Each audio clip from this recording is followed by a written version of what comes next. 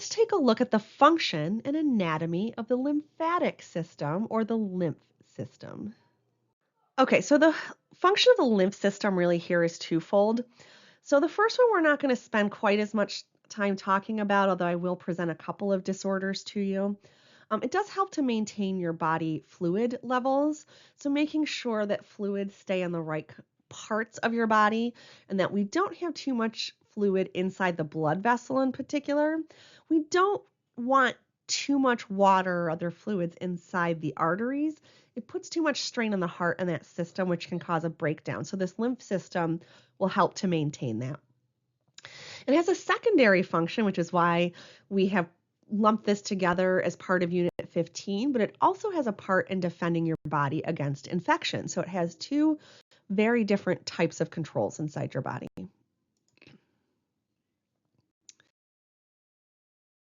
Okay, there are millions of small little vessels. They are generally colored green in most of our standard diagrams just to demonstrate that these are lymph vessels. However, they do run along and next to your other blood vessels.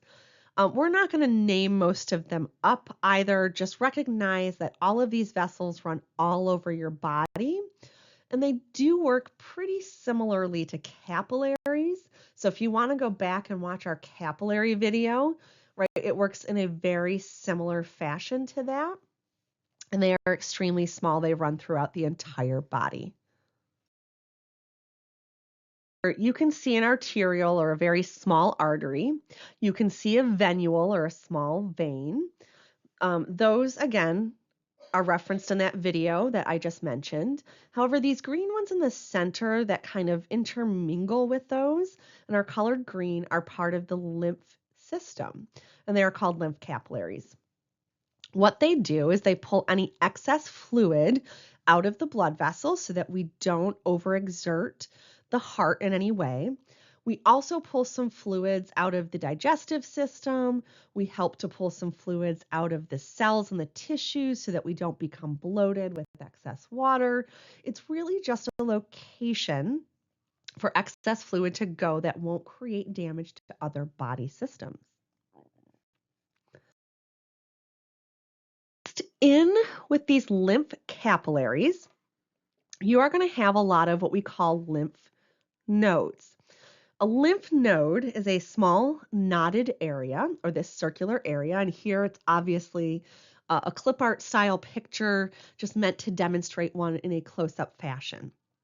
However, these nodes are found throughout the course of the body, but primarily you're going to see a ton inside the neck or the cervical area, inside the armpit.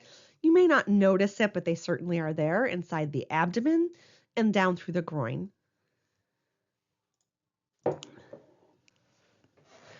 Also inside these lymph nodes, we have a whole bunch of white blood cells, some very particular sort, I won't get into super details here, that will just sort of hang out in the corners. And as fluid passes through them, if they contain viruses or bacteria, they will help to eliminate those from the fluids inside of our body. So it's a great way to sort of monitor what's floating through the fluids inside of our body at all times.